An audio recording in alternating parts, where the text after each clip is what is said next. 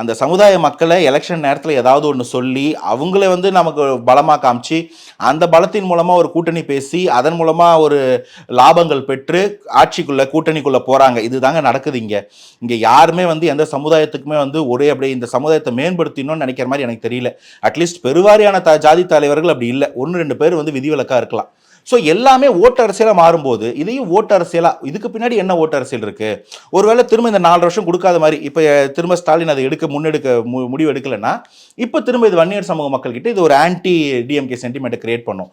So அவர் கொடுத்தாருன்னா இவருக்கு voice down, கொடுக்கலன்னா இது என்ன நரேட்டிவ் செட் பண்ணுறாங்களோ அதை நோக்கி போகும். திரும்ப எண்ட் ஆஃப் தி டே சாமானிய மக்கள் வாய்ப்புகளின்றி வசதிகளின்றி இவங்க எல்லாம் இந்த மாதிரி அரசியல் கட்சிகள் செட் பண்ணக்கூடிய நரேட்டிவ்ஸ்குள்ளேயே மாட்டிக்கிறாங்களோ ஒரு எலெக்ஷனுக்கும் அப்படின்றது தான் என்னுடைய வருத்தமாக இருக்குது. அப்படி தாண்டி நிஜமாவே பிற்படுத்தப்பட்ட மக்களுக்கு ஒரு வாய்ப்பு கிடைக்கிது, வாழ்க்கை கிடைக்குதுன்னு சந்தோஷம் தான். அதை யாரும் மறுக்க போகிறது இல்லை. கிடைக்காத ஒன்றை வச்சுக்கிட்டு அரசியல் பண்ணிட்டு இருக்காங்களோ அப்படின்றதான் என் கேள்வி.